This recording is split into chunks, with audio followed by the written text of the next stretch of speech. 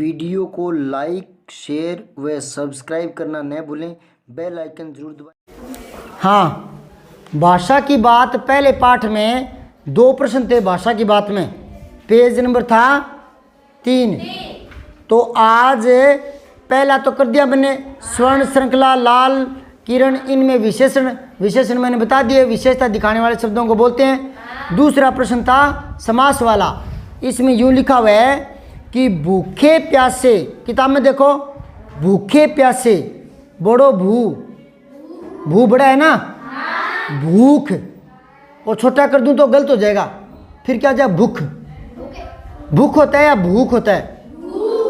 मुझे भूख लगी है या मुझे भूख लगी है? तो भूख बड़ा होता है। किताब में देखो एक बार और, जितना ध्यान से देखोगे ना उतनी गलतियां कम हो जाएगी, उतनी गलतियां। प्यासे, पे आधा पे, प्यास है ना, तो भूखे प्यासे, बीच में डंडा सा दिख रहा है छोटा सा, उसको बोलते हैं योजक निशान है। योजक मतलब जोड़ने वाला, 2 शब्दों को जोड़ता है, बीच में योजक निशान आता है। तो 2 शब्दों के बीच में योजक चिन्ह आता है ना। इसने लिखा है कि इसमें द्वंद्व समास है। अब पहले द्वंद्व को देखो कैसे लिखा हुआ है। दे दवात, उसके पैर में वे, ये रे ले वे द्व, ऊपर फिर बिंदी हो रहा है। बिंदी होती है तो नाक से पढ़ते हैं, बोलते हैं। कहाँ से? बिंदी को बोलते हैं अनुस्वार। क्या बोलते हैं? अनुस्वार। नाक से बोलते हैं। मैं दे मद, ऊपर बिंदी लगा देंगे, अनुस्वार लगा देंगे तो कैसे बोलेंगे? मंद, मद मंद। चीता, और बिंदी लगा दें तो चिंता, नाक से बोलेंगे। ने दे नद, ने दे नद, और ऊपर बिंदी लगा देंगे तो नंद, नाक से बोलेंगे, अनुस्वार है वो। ठीक है, तो यहाँ दे के पैर में वे, द्वे, फिर नाक से बोलेंगे द्वंद्वे, फिर दोबारा आ गया द्वे, दे और वे, द्वंद्व। तो द्वंद्व समास है भूखे प्यासे में। भूखे प्यासे में कौन सा समास है? अब ये तो रटने वाली बात होगी, हमें पता ही नहीं समास होता क्या है, फिर यूं रटने से क्या फायदा। तो पहले मैं बोर्ड पर समझाता हूं समास होता क्या है, फिर आगे पढ़ेंगे। ठीक है,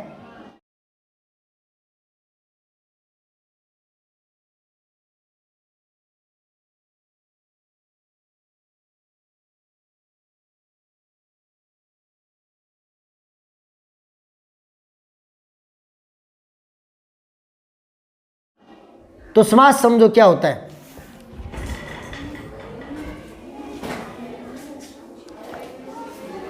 मैंने पहले ही कहा दिया, पढ़ाऊं इतनी देर, बोर्ड पे ध्यान रखो। क्या कहा था? समास अभी याद हो जाएंगे, ठीक है ना। समास में क्या होता है देखो, पहले समास को छोड़ो, पहले मैं यूं ही बताता हूं। कोई शब्द है, मूल शब्द, जैसे से, फे, ले, सफल, ये एक मूल शब्द है। ठीक है, जो लड़का पढ़ता है पास हो जाता है उसको क्या बोलते हैं? सफल हो गया, सफल, सफल। और जो पढ़ा पास हुआ नहीं तो उसके लिए क्या कहेंगे? वह पास नहीं हुआ। इतना लंबा क्यों बोलते हो? ए लगा दो। हाँ, एक नया शब्द बन गया ना। जो पहले से शब्द था, जो पहले से शब्द था उसके साथ ये जोड़ने से नया शब्द बन गया, बन गया। अब दोबारा देखो, से, फैले, सफल।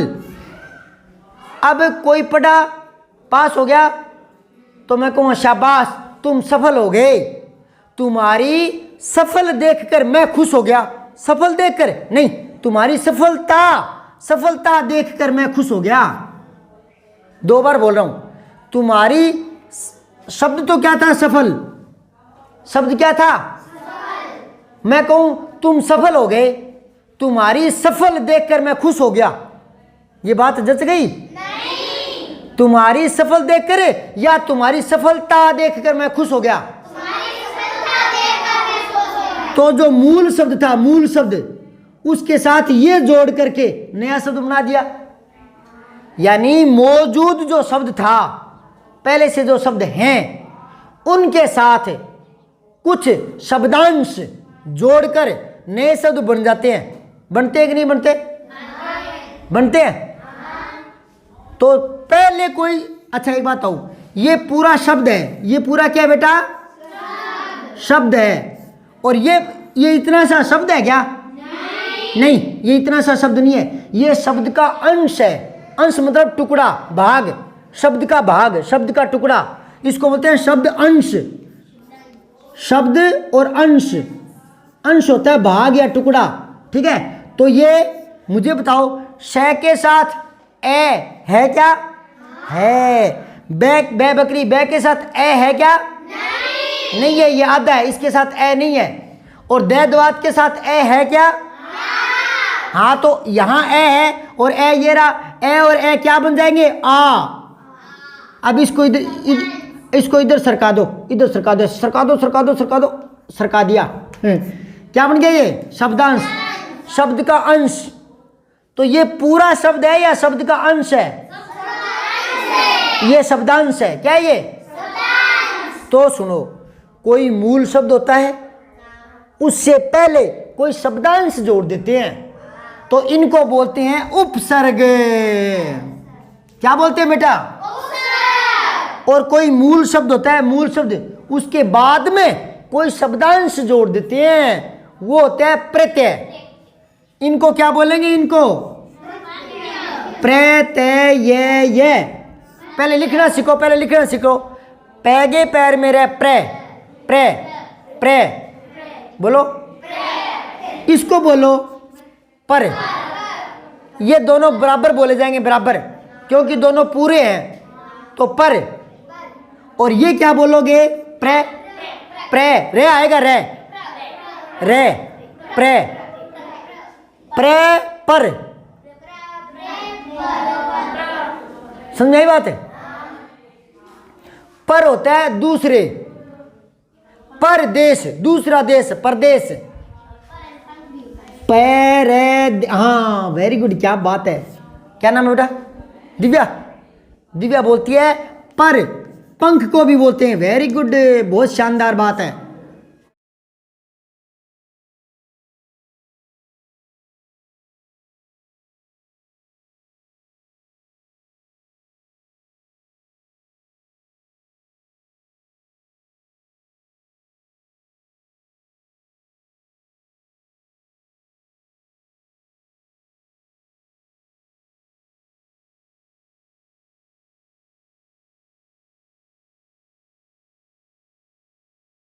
पक्षी पर फड़फड़ाकर उड़ गया। पर क्या होता है? पंख। एक पर परंतु भी होता है, एक पर होता है परंतु। देखो, मैंने उसे समझा दिया पर वह नहीं माना। मैंने उसे समझा दिया पर वह नहीं माना, मतलब परंतु नहीं माना। मैंने उसे समझा दिया परंतु वह नहीं माना। पर का मतलब क्या है? समझ में आई बात है? एक पर का अर्थ क्या होता है? एक पर का क्या अर्थ होता है? एक पर का मतलब होता है ऊपर। छत पर मोर बैठा है, छत पर है ऊपर। समझ आई? मुझ पर विश्वास करो। मुझ पर लिखूं या समझ गए हैं? मुझ पर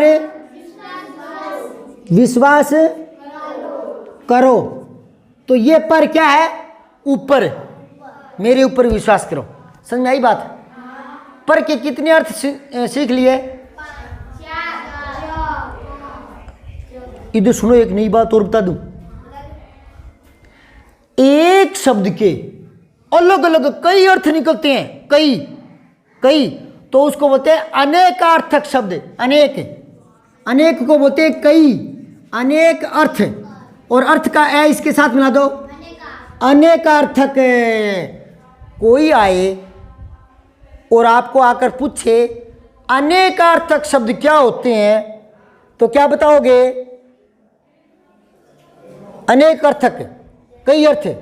तो जिस शब्द के कई अर्थ निकलते हैं उनको अनेकार्थक शब्द कहते हैं। कोई पूछे बताओ कोई एक उदाहरण बताओ, तो बोलो जैसे पर का मतलब परंतु, पर का मतलब ऊपर, पर का मतलब है पंख, पर का मतलब दूसरा, परदेश, इसका मतलब क्या? दूसरा परदेश यानी दूसरा देश। इसको क्या बोलते हैं? विदेश। एक तो अपना देश है भारत, एक मैं बोलूं परदेश। एक गीत आता था पहले, परदेसी परदेसी जाना नहीं, सुना हुआ क्या? तो परदेसी मतलब जो दूसरे देश में रहता है, परदेसी। क्या वो तो परदेसी आदमी है बापड़ो, ऐसे बोलते हो क्या ढाणी में? बापड़ो परदेसी है, बोलो। तो परदेसी, इसमें ई प्रत्यय जुड़ गया। मैंने कहा था ना बाद में जुड़ता है वो प्रत्यय होता है, बताया अभी? बाद में जुड़ता है ना वो प्रत्यय होता है। तो इसमें ई प्रत्यय है कि नहीं? हाँ, ये है गर्म, इसमें ई जोड़ दो, गर्मी। तो इसमें मूल शब्द क्या है? मूल शब्द तो है गर्म, और जुड़ा क्या है? ई। ये देखो जापान, इसमें क्या जोड़ दिया? ई। समझाई बात? मूल शब्द है राजस्थान, इसमें ई जोड़ दो, राजस्थानी। अब कोई आए कि बेटा राजस्थानी शब्द में प्रत्यय बता, ई। समझाई बात है? पंख और पंखी, इसमें कौन सा प्रत्यय जुड़ गया? बाद में जुड़ता है वो प्रत्यय, बाद में जुड़ता है वो प्रत्यय, और पहले जुड़ता है वो उपसर्ग। समझाई बात? कोई आपको कहे कि ए उपसर्ग जोड़ना है और नए शब्द बनाओ, एक तो ये बना दो असफल, एक ये बना दो अन्याय, अन्याय अन्याय, एक लिख दो अधर्म, एक लिख दो सत्य होता है ना सत्य, एक लिख दो असत्य, असत्य होता है झूठ, असत्य। ऐसे बन गए क्या? ऐसे बन गए?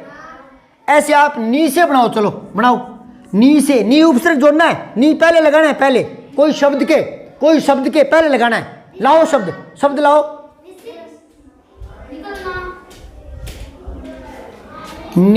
निकलना। तो मुझे ये बताओ, नी तो पहले जोड़ा है, इसके पहले जोड़ा है क्या?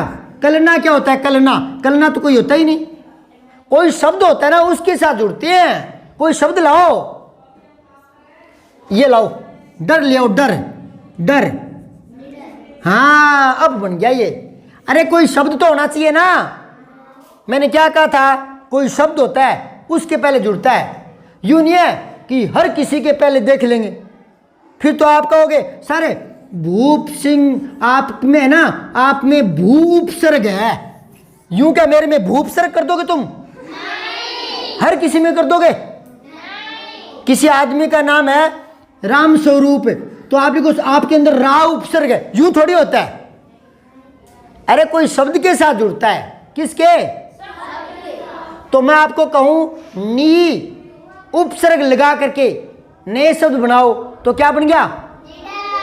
एक और बना के दिखाऊं या आप बनाओगे? मैं ही बनाऊं? चलो मैं बनाता हूं। बंद क्या बन गया? निबंध। बन रहा है कि नहीं बन रहा है? अच्छा आप उप लगा करके, उपसर्ग है, उप लगा करके 3 शब्द बनाओ। उपवाक्य है, वेरी गुड। और उपयोग, योग शब्द है कि नहीं? योग शब्द है कि नहीं है? तो उपयोग। और बनाओ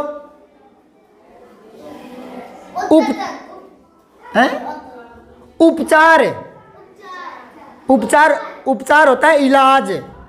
मरीज का उपचार चल रहा है हॉस्पिटल में मरीज का उपचार चल रहा है, उपचार होता है इलाज। उपकार, वेरी गुड। और उपदेश, कि वहां उपदेश चल रहे हैं, उपदेश सुनाए जा रहे हैं, उपदेश, समझ गए। तो ये जो पहले जुड़ते हैं ये क्या होते हैं? उपसर्ग। क्या होते हैं? उपसर्ग। उपसर्ग, ऊपर रह है, उपसर्ग। उपसर्ग, सर्ग नहीं सर्ग, सर्ग नहीं सर्ग, सर्ग नहीं सर्ग, सर्ग नहीं सर्ग, सर्ग। हाँ, आधा है, ऊपर जो रह होता है वो आधा होता है।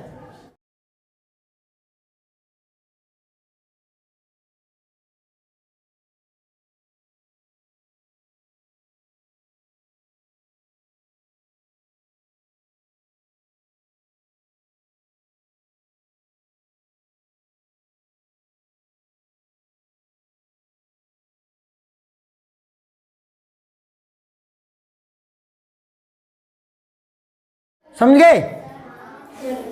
अच्छा, इससे नहीं पता लग रहा तो इससे पता लग जाएगा। ये देखो, ये देखो, यहां से गौर से देखो, इसको क्या बोलोगे? दर्द।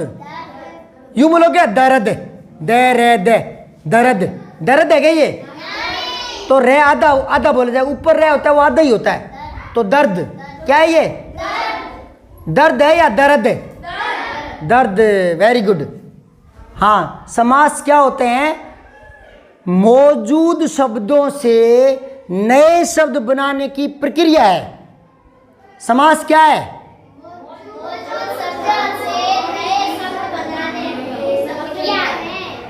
समझ गए? हमारे पास जो शब्द होते हैं ना, उनसे नए शब्द बना लेते हैं। और नए शब्द बनाने के लिए 4 तरीके हैं हमारे पास। कितने तरीके हैं? 5 है, एक और भी है। पहले 4 बताता हूं कौन से तरीके हैं। 4 तरीके कौन से देख लो। एक तो उपसर्ग से नए शब्द बन जाते हैं, एक प्रत्यय से भी नए शब्द बन जाते हैं, एक समास से भी नए शब्द बन जाते हैं, एक संधि से भी नए शब्द बन जाते हैं। एक तरीका और है, वो अभी बताऊंगा। पहले ये 4 तरीके देखो। इनमें ये तो समझ गए आप, उपसर्ग से नए शब्द बनते हैं कि उसके साथ न्याय हो गया। न्याय, उसको न्याय मिल गया। क्या मिल गया? न्याय। अब इसके साथ ए जोड़ दूंगा तो नया शब्द बना कि नहीं बना? अन्याय, कि उसके साथ तो अन्याय हो रहा है। नया शब्द बनता है कि नहीं बनता उपसर्ग से? अच्छा, प्रत्यय से नया शब्द बनता है? बन जाता है ना। जैसे मूर्ख है, मूर्ख। अब इसके अंदर ता जोड़ दो तो मूर्खता, कि ओए मूर्खता मत कर, है ना। तो ये क्या काम आते हैं? नए शब्द बनाने के काम आते हैं ना। इससे भी नए शब्द बनते हैं संधि से। बताऊं कैसे बनते हैं? ये देखो, विद्या यानी पढ़ाई, सरस्वती माँ विद्या। विद्या का आलय, आलय होता है घर, घर भवन सदन। तो विद्या का घर, विद्या का घर क्या होता है? विद्यालय। तो ये दोनों मिल गए। आ और आ भी आ ही होता है, इसके अंदर ही मिल गया आ। ये लय आगे लगा दो, लय, विद्यालय। तो विद्या और आलय अलग अलग थे, हमने इनको मिलाकर नया शब्द बना दिया, विद्यालय बना दिया। एक और देखो, महा यानी बड़ा, उत्सव मतलब त्योहार, उत्सव, प्रोग्राम, प्रोग्राम, उत्सव, महा उत्सव, बड़ा उत्सव, बड़ो प्रोग्राम। तो इसको मिलाओ, महा उत्सव, महा उत्सव, पास लाओ इसको। महा, ये दूर दूर पड़े, महा उत्सव, पास ला रहा हूं, देखो, महा उत्सव, महा उत्सव, महा उत्सव, महोत्सव, महोत्सव, महोत्सव, महोत्सव, महोत्सव, महोत्सव। क्या बन गया ये? महोत्सव, महोत्सव। क्या बन गया बेटा? इसके अंदर 2 शब्द है, महा और उत्सव। क्या बन गया? महोत्सव। यहां आ और ऊ, आ और ऊ मिलकर क्या बन गया? ओ। समझ गए? ये देखो, देव यानी देवता, और ये है आनंद। इन दोनों को मिला दूंगा मैं, एक बना दूंगा। तो ये आ और ये ए, आई हो गया। देवानंद आगे लगा दो, देवानंद। ये नंद है ना, ये यहां लगा दो। ये आ इसके अंदर मिल गया, ये देखो, ये आ इसके अंदर मिल गया और ये नंद लगा दिया, देवानंद। तो इसमें कितने शब्द हैं? देखने में तो ये एक ही लग रहा है, देखने में तो एक ही लग रहा है, पर इसके अंदर 2 मिले हुए हैं। समझ गए। एक और देखो नर प्लस में इंद्र, तो नर और ई मिलता है तो ए बन जाता है, तो नरेंद्र क्या बन गया ये। देखने में एक ही लगता है लेकिन इसके अंदर दो है। एक और देखो अन्न अनाज, अन्न अनाज प्लस में अभाव, अभाव होता है कमी, अनाज की कमी हो जाना यानी अकाल पड़ना, तो अन्न और ए, ये ए और ए आ, या आ हो जाएगा और ये भाव लगा दो अन्ना भाव। अन्ना भाव एक ही दिख रहा है पर इसमें दो मिले हुए हैं, तो मिलने को संधि का मतलब होता है योग। संधि का मतलब क्या होता है योग। तो योग से भी नए शब्द बनते हैं कि नहीं बनते, बनते हैं। तो संधि क्या काम आती है, नए शब्द बनाने के, और उपसर्ग क्या काम आते हैं, नए शब्द बनाने के लिए। प्रत्यय क्या काम आते हैं, तो बस समास भी समझ गए, समास भी नए शब्द बनाते हैं। इसमें कैसे बनाते हैं, अलग अलग तरीके हैं। इसमें तो पहले जोड़ दो, इसको बाद में जोड़ दो, इनमें दोनों में योग कर दो, ए उ आ उ ए ई ए ऐसे। वर्ण जोड़ दो, वर्ण संधि में क्या जुड़ते हैं बेटा, वर्ण अक्षर जुड़ते हैं। यहां कौन सा अक्षर जुड़ा था, आ और उ, ओ बन गया था। संधि में क्या जुड़ते हैं, वर्ण, ऐसे नहीं बोलते, वर्ण ऊपर रह होता है वो आधा होता है वर्ण। तो देखो संधि में वर्ण जुड़ते हैं और दो शब्द पास पास आ जाते हैं। तो समास में भी दो शब्द पास पास आते हैं, समास में भी, और नया शब्द बन जाता है। कैसे, माता और पिता, और को हटा दो, माता पिता, समझ गए। जैसे mother and father, mother father दोनों को मिलाते हैं तो कई बार बोलते हैं ना पेरेंट्स, एक शब्द बन गया ना। तो माता और पिता, और को हटा दो, माता पिता। अब सुनो, रसोई के लिए घर, के लिए को हटाओ, पास पास ले आओ, रसोई घर। समझ में आ रही है। एक बार दोबारा बता रहा हूं, उपसर्ग से भी नए शब्द बनते हैं और प्रत्यय से भी इक, यहां इक है, मूल शब्द है धर्म, इसमें इक जुड़ गया तो धार्मिक हो गया। तो उपसर्ग भी नए शब्द बनाने के काम आते हैं और प्रत्यय भी नए शब्द बनाने के काम आते हैं। ये भी समास भी नए शब्द बनाने के काम आते हैं और संधि भी नए शब्द बनाने के काम आते हैं, पर इनमें चारों में अलग अलग तरीके से बनते हैं। इसमें तो पहले कोई चीज़ जोड़ते हैं और प्रत्यय में बाद में कोई चीज़ जोड़ते हैं, और समास में बताऊंगा अभी, और संधि में वर्ण जोड़ते हैं, वर्ण। समझ गए। तो समास में क्या होता है, इसमें भी नए शब्द जुड़ते हैं। वो कैसे जुड़ते हैं समास में, समास में क्या होता है, जैसे संधि में तो बीच का वर्ण जुड़ता है, बीच के अक्षर जुड़ते हैं। समास में अक्षर नहीं जुड़ते, जुड़ने की तो बात ही छोड़ दो, कुछ ना कुछ गायब होता है।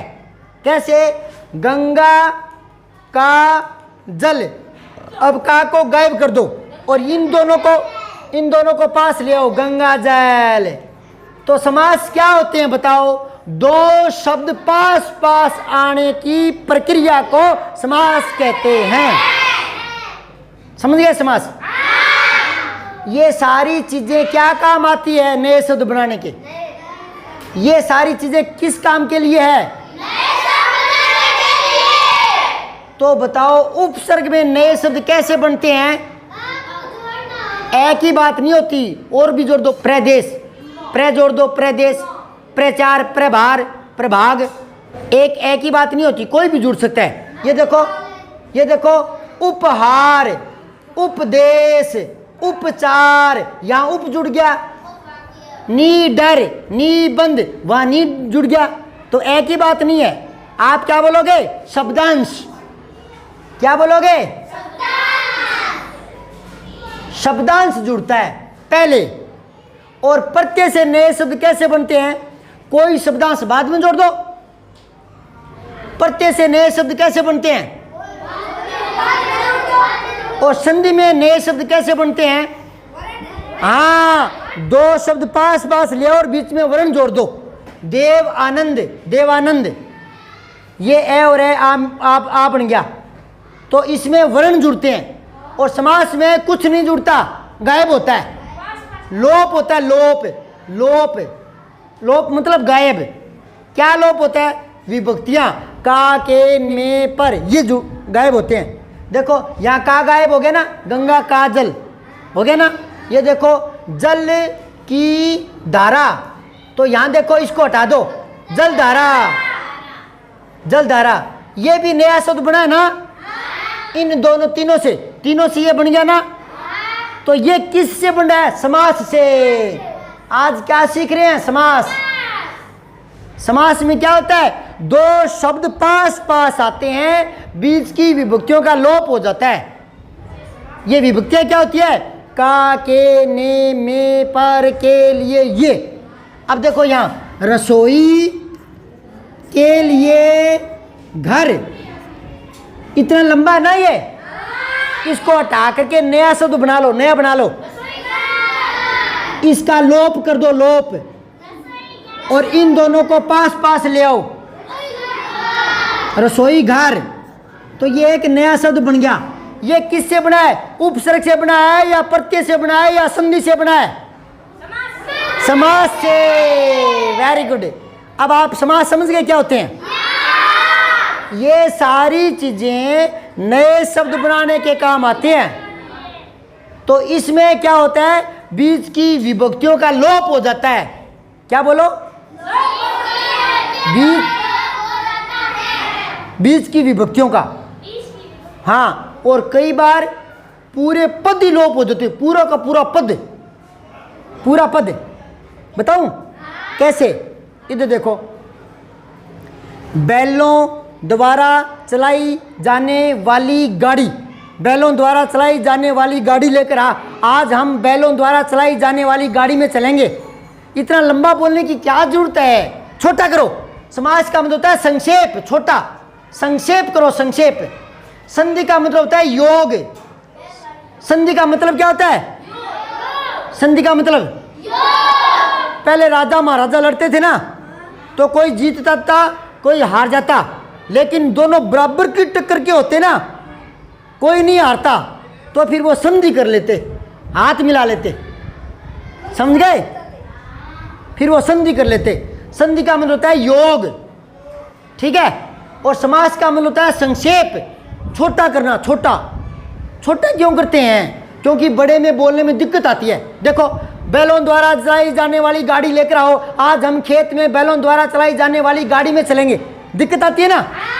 तो बैलों द्वारा चलाई जाने वाली गाड़ी क्यों बोलते हो?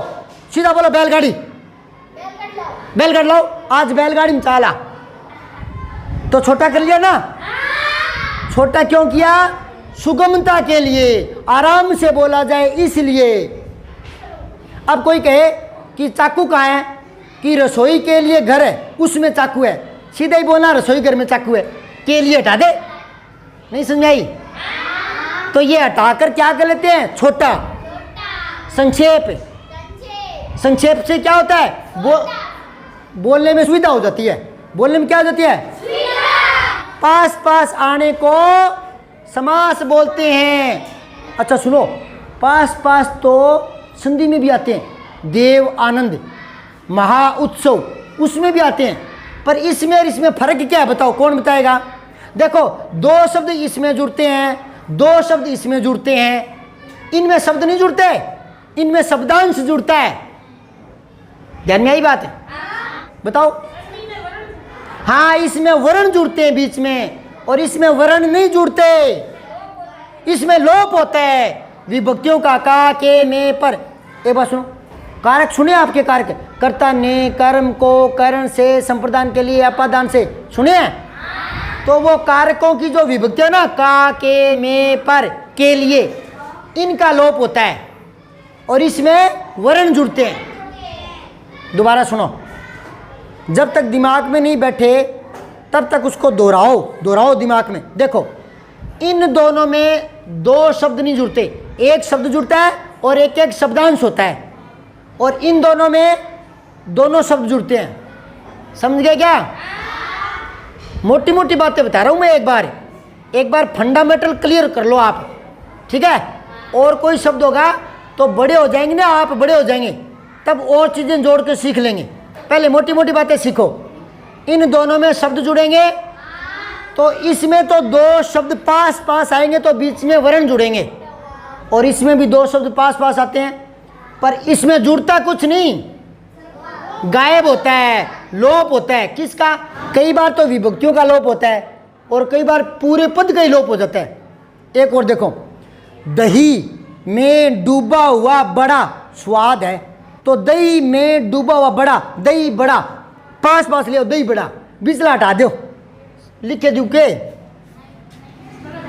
दही में डूबा हुआ बड़ा स्वाद है, दही में डूबा हुआ बड़ा, तो दही को और बड़ा को पास पास ले आओ, दही बड़ा, दही बड़ा, और इनको क्या कर दो? लोप, हटा दो, तो ये नया बन गया ये। अब ये बताओ, ये उपसर्ग से बना है, प्रत्यय से बना है, संधि से बना है, या समास से? अब आप समास को समझ गए कि समास में दो शब्द मिलते हैं, बीच के पदों का लोप होता है। अब हाथ ऊपर करो, कोई बढ़िया तरीकों में बता सके, समझ में आ गया? तू बता बेटा, दिव्या बता। पहले तो नहीं, मैं पूछूं वो बता। पहले तो बता, प्रत्यय में क्या होता है? जब शब्दांश जुड़ता है और कोई शब्द के साथ जुड़ता है, कोई ऐसे जुड़ता है क्या कि भूप सिंह में भू उपसर्ग है, ऐसे जुड़ता है? नहीं। कोई शब्द के साथ। अच्छा, वो कहाँ जुड़ता है? लास्ट में, बाद में, है ना? समझ आई बात है? अच्छा, परिभाषा बता दूं? परिभाषा कुछ नहीं है, जो सीखा वो बोल दो। उपसर्ग वे शब्दांश होते हैं जो किसी शब्द के पहले जुड़ते हैं। ये लो, परिभाषा बन गई। कोई पूछे उपसर्ग की परिभाषा बताओ, तो उपसर्ग शब्दांश होते हैं जो किसी शब्द के पहले जुड़ते हैं। इसको देखो और बोल दो, इसको देखो और बोल दो। उपसर्ग वे शब्दांश होते हैं जो किसी शब्द के पहले जुड़ते हैं। अब बोलो, इसको देखकर बोलो।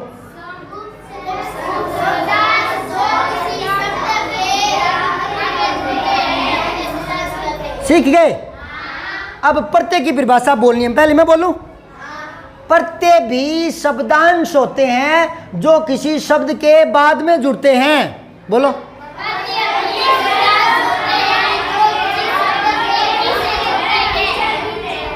समझ गए? अब कोई बताए कि संधि की परिभाषा बता, तो मैं बताता हूं। पहले, संधि में वर्ण जुड़ते हैं और दो शब्द पास पास आ जाते हैं। बोलो।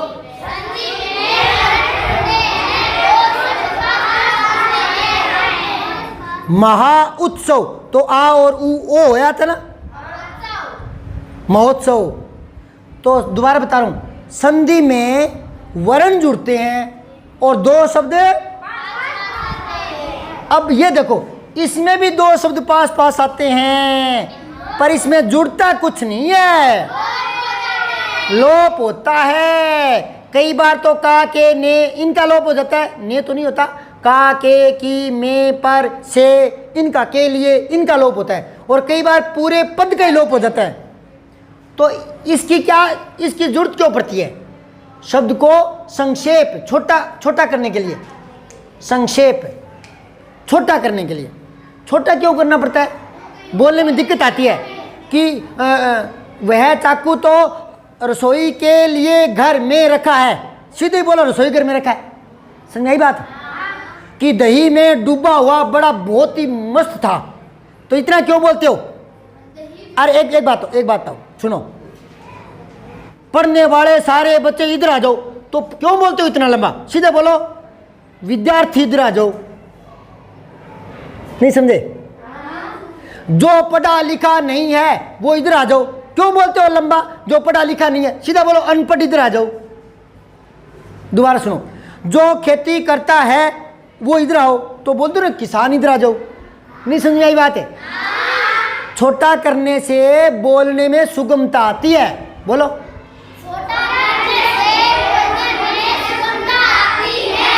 तो छोटा करने में समास काम में आते हैं। ठीक है?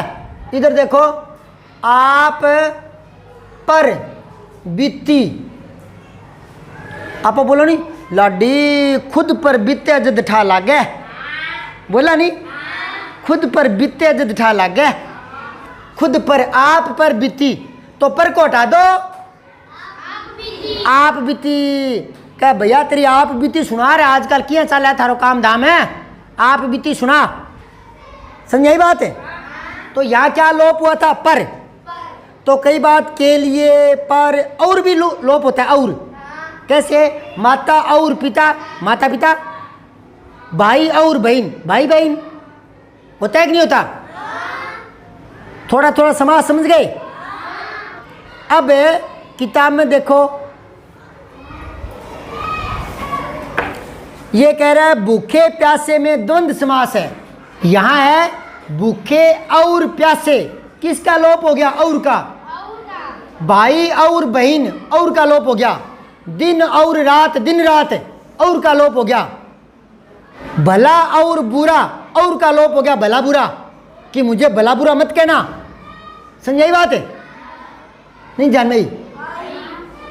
दाल और रोटी, तो और को हटाओ, दाल रोटी, कि दाल रोटी खाओ मस्त रहो, यहां किसका लोप था, और का, दाल और रोटी, समझाई बात है।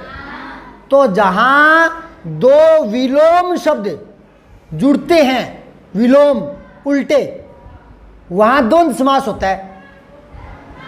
देखो दिन रात, अच्छा बुरा, अपना पराया, भूखा प्यासा, ये किताब वाला भूखा प्यासा, कई बार तो एकदम ही विलोम जुड़ते हैं, कई बार सीधे विलोम तो नहीं होते, पर क्या है, जैसे लिंग में विलोम हो गए, एक है पुल्लिंग एक है स्त्रीलिंग, भाई बहन, माता पिता, तो वो वैसे तो विलोम नहीं है, पर लिंग में तो विलोम है ना, एक पुल्लिंग एक स्त्रीलिंग है ना। तो इस तरह के शब्द द्वंद्व समास में होते हैं। समास के 6 भेद होते हैं, जैसे संज्ञा होती है ना, व्यक्तिवाचक, जातिवाचक, भाववाचक, वैसे भी समास के भेद होते हैं, समझ गए। ये भेद 8वीं क्लास में करवाएंगे, अभी थोड़े छोटे हो आप, है ना, भेद बाद में करवाएंगे, अभी एक भेद करवाया है, कौन से वाला, द्वंद्व वाला।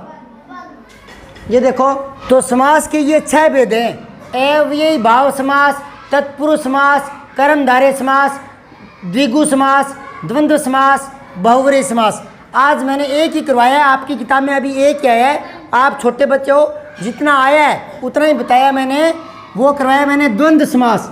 इसमें क्या होता है, 2 शब्द पास पास तो आते हैं, है ना, और बीच में और हट जाता है, और माता और पिता, भाई और बहन, दिन और रात, अच्छा और बुरा, दाल और रोटी, तो इनमें और हटा दो और बना दो दाल रोटी, भाई बहन, अच्छा बुरा, दिन रात, समझाएगा।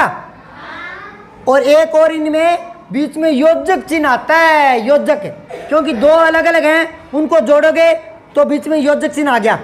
योजक चिन्ह ये वाला होता है, दिन रात, दिन रात। अब इसको बोलोगे तो क्या बोलोगे, दिन और रात, क्या बोलोगे, और को हटाकर क्या बन गया, दिन रात, कि वह दिन रात मेहनत करता है, मतलब दिन और रात। इसमें कौन सा समास है, भाई बहन, इनमें ये मैंने बताया नहीं, अभी एक ही समझाया है, द्वंद्व।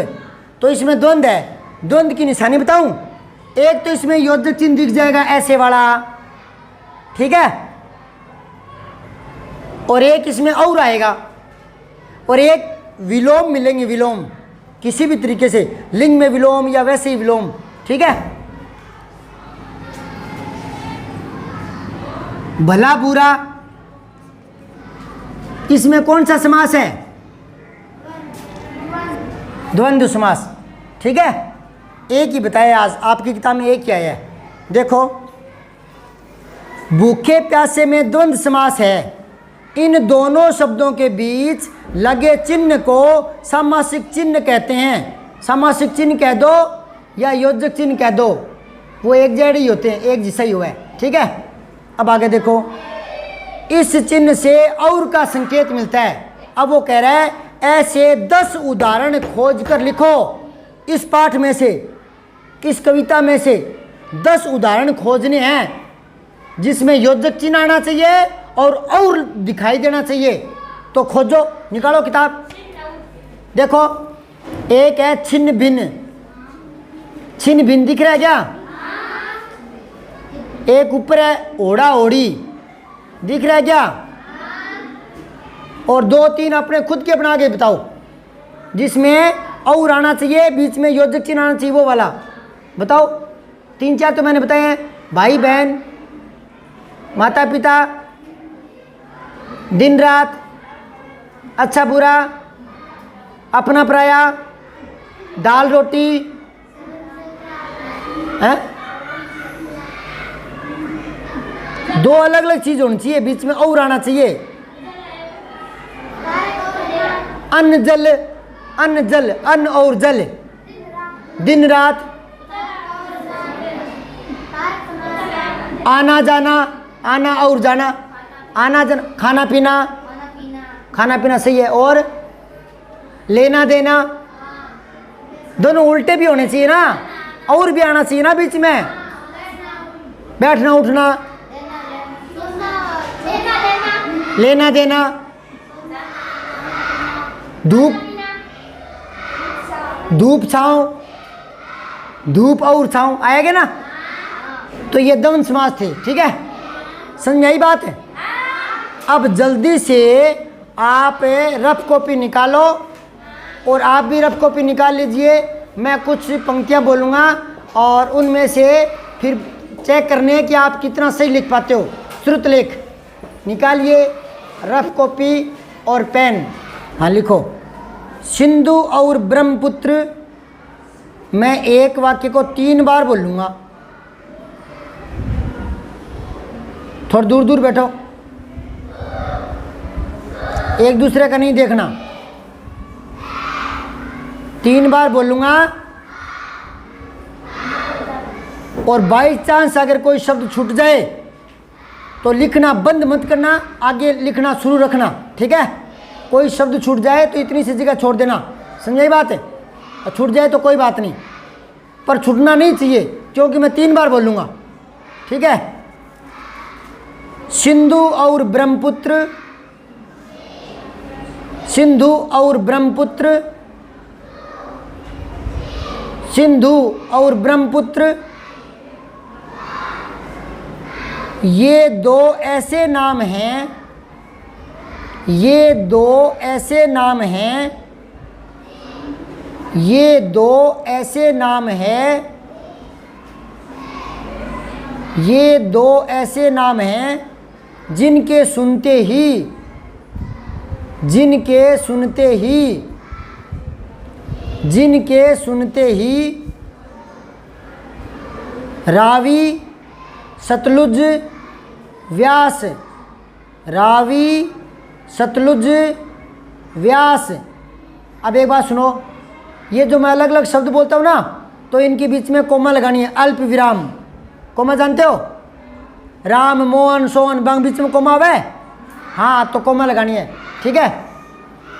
रावी सतलुज व्यास चनाब, चनाब झेलम। दोबारा बोल रहा हूँ पूरा वाक्य। सिंधु और ब्रह्मपुत्र ये 2 ऐसे नाम हैं जिनके सुनते ही रावी सतलुज व्यास चनाब झेलम। काबुल, काबुल के ब्रैकेट में लिखो कुभा, छोटा कु और भा, कुभा। फिर कोमा लगा के लिखना जारी रखो। कपिशा, कपिशा, गंगा, यमुना,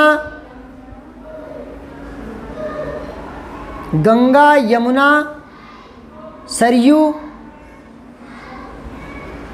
सरयू। अरे उधर क्या देख रहा है, उधर क्या देख रहा है? उसका तो ये काम थोड़ी है कि पूरा कर लेता हूँ उसका देख करके। ये तो तुझे लिखना है, जैसा आ रहा है वैसा लिख। गलत हो गया तो कोई बात नहीं, उसको सही लिख कर देखेंगे बाद में। गलत हो रहा है ना तो होने दो, अरे गलत हो रहा है तो होने दो, अपना लिखो, देखना नहीं है किसी का। दोबारा सुनो, कपिशा, गंगा यमुना, गंगा यमुना, सरयू, गंडक कोसी, गंडक कोसी। एक शब्द छूट गया तो कोई बात नहीं, जो बोल रहा हूँ वो लिखो। गंडक कोसी आदि। कई दिन बोलूँगा ना तो लिखने की स्पीड अपने आप बन जाएगी, ठीक है। चलने दो एक बार, 5-7 दिन में अपने आप लिखने की स्पीड बन जाएगी। शुरू में 1-2 शब्द छूट रहे हैं तो छूटने दो, ठीक है। गंडक कोसी आदि। हिमालय की छोटी बड़ी। अच्छा अब बताओ मुझे, छोटी बड़ी में कौन सा समास है? द्वंद्व समास। छोटी और बड़ी कौन सा समास है? बीच में योजक चिन्ह नहीं दिख रहा और नहीं आ रहा, छोटी और बड़ी, और उल्टे शब्द नहीं है, विलोम नहीं है, छोटी बड़ी। तो एक तो योजक चिन्ह दिखता है, एक विलोम शब्द दिखते हैं, एक और आता है द्वंद्व समास में। क्या क्या निशानी बताई थी बताओ? एक और आता है, एक योजक चिन्ह दिखता है, एक विलोम दिखते हैं दोनों। तो ये देखो छोटी बड़ी, तीनों निशानी है क्या इसमें? छोटी बड़ी में क्या क्या है? छोटी बड़ी विलोम है, योजक चिन्ह दिख रहा है, छोटी और बड़ी और आ रहा है। हाँ चलो लिखो। हिमालय की छोटी बड़ी सभी बेटियां आंखों के सामने नाचने लगती है। हिमालय की छोटी बड़ी सभी बेटियां आंखों के सामने नाचने लगती हैं। आंखों के सामने नाचने लगती हैं। इधर देखो, एक तो होता है, ये आता है एक के लिए, और नदियाँ छोटी बड़ी सभी नदियाँ तो ज़्यादा होगी ना, बहुवचन, तो फिर आता है हैं, फिर बिंदी आती है। ये देखो, लड़का जाता है, लड़के जाते हैं। समझ आ रही है? आंखों के सामने नाचने लगती हैं, लिख लिया। वास्तव में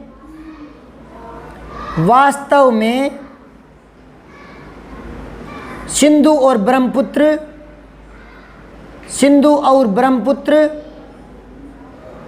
स्वयं कुछ नहीं हैं। वास्तव में सिंधु और ब्रह्मपुत्र स्वयं कुछ नहीं हैं। पूर्ण विराम। जब कोई बात पूरी हो जाती है ना, वाक्य पूरा हो जाता है तो पूर्ण विराम लगता है, ठीक है। दयालु हिमालय के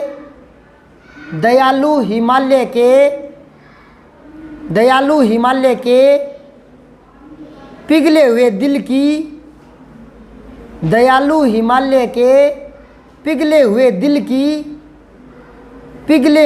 की एक एक बूंद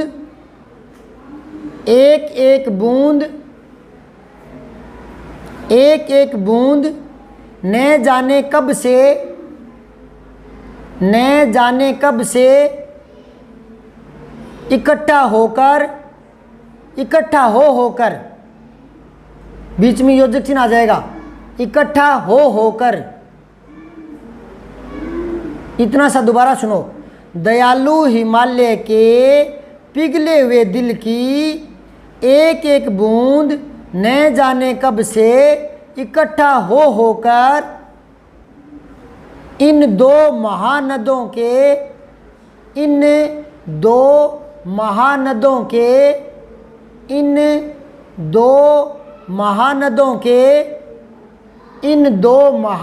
के रूप में समुद्र की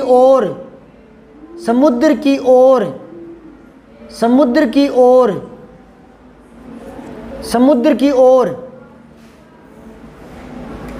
ये मुझे बताना तो नहीं चाहिए क्योंकि बताते ही आप सही कर लोगे, पर मैं बता देता हूँ आज तो।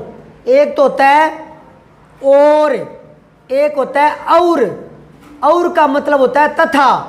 राम और श्याम स्कूल जाते हैं, तथा, ठीक है। एक होता है और होता है की तरफ है। मैं खेत की ओर जा रहा हूँ, मैं विद्यालय की ओर जा रहा हूँ, समझ गए? तो यहाँ आपने 2 मात्रा लगाई थी या 1? 2 लगाई है। चलो कोई बात नहीं, एक बार गलत हो गया तो कोई बात नहीं, अब पता तो लगा ना, एक होता है और, एक होता है और। बोलो और। ए आ ई ई उ ए ऐ ओ औ और है, और तथा और की तरफ। तो ये देखो समुद्र की ओर, समुद्र की तरफ है ना, समुद्र की ओर प्रवाहित होती रही है, प्रवाहित होती रही है। पूर्ण विराम। कितना सौभाग्यशाली है वह समुद्र, कितना सौभाग्यशाली है वह समुद्र, कितना सौभाग्यशाली है वह समुद्र, कितना सौभाग्यशाली, कितना सौभाग्यशाली है वह समुद्र। एक बार दोबारा बोल रहा हूँ पूरे को, देख लो। सिंधु और ब्रह्मपुत्र ये दो ऐसे नाम हैं जिनके सुनते ही रावी, सतलुज, व्यास, चनाब, झेलम, काबुल, कुबा, कपिशा, गंगा, यमुना, सरयू, गंडक, कोसी आदि हिमालय की छोटी बड़ी सभी बेटियां आंखों के सामने नाचने लगती हैं। पूर्ण विराम। वास्तव में सिंधु और ब्रह्मपुत्र स्वयं कुछ नहीं हैं। दयालु हिमालय के पिघले हुए दिल की एक एक बूंद न जाने कब से इकट्ठा होकर इन दो महानदों के रूप में समुद्र की ओर प्रवाहित होती रही है। कितना सौभाग्यशाली है वह समुद्र। अब इसके नीचे लिखो ब्रैकेट में, नीचे की लाइन में ब्रैकेट में लिखो 13, एक को तियो, एक का तिया 13, 13। यानी घर पर जाओगे 13 नंबर पेज निकालोगे और इसको आगे रखोगे, किताब को लिखा हुआ मिलाओगे और जो गलत आ रहा है उसको ईमानदारी से गोले करने हैं। हमें यहाँ नंबर नहीं लेने, हमें प्रधानमंत्री को नहीं दिखाना, राष्ट्रपति को नहीं दिखाना, हमें नंबर नहीं लेने, ठीक है। हमें अपनी गलतियाँ सुधारनी है। तो ईमानदारी से जो गलत हो रहा है तो होने दो, उसको गोला करो और फिर किताब से सही लिख करके उसको 15-20 बार लिखो, एक शब्द को 15-15 बार सही, ठीक है। और मैं कल चेक करूँगा, समझाई बात। एक एक गलत शब्द को सही रूप में 15-15 बार। और एक और सुनो, ध्यान दो, अगर मैंने 15 बार कह दिया तो काउंटिंग नहीं करनी, गिनना नहीं है कि अब तो 14 हो गए, अब तो 13 हुए, 2 और लिखने हैं, ऐसे नहीं सोचना, क्योंकि फिर तो आपका ध्यान गिनती पर आ जाएगा। ध्यान गिनती पर नहीं रखना, ध्यान मात्राओं पर रखना है। 13 लिखे गए तो भी कोई बात नहीं, 16 हो गए तो भी कोई बात नहीं, 17 हो गए तो भी कोई बात नहीं, 12 हो गए तो भी कोई बात नहीं, गिनना नहीं है। जब तक ध्यान में नहीं आए तब तक लिखो, ध्यान में आ जाए कि हाँ इसकी मात्रा ऐसी होती है तब छोड़ दो, समझाई बात है। हाँ, अगर गिन के लिखेंगे तो ध्यान कहाँ हो जाएगा, गिनती पर, तो फिर वो शब्द लिखना आएगा नहीं जल्दी से, है ना। तो मैंने 15 बार कहा है, 14 हो जाए तो भी कोई बात नहीं, 13 हो जाए तो भी कोई बात नहीं, 18 बार लिख जाए तो भी कोई घाटा नहीं है, ठीक है। तो आज इतना ही।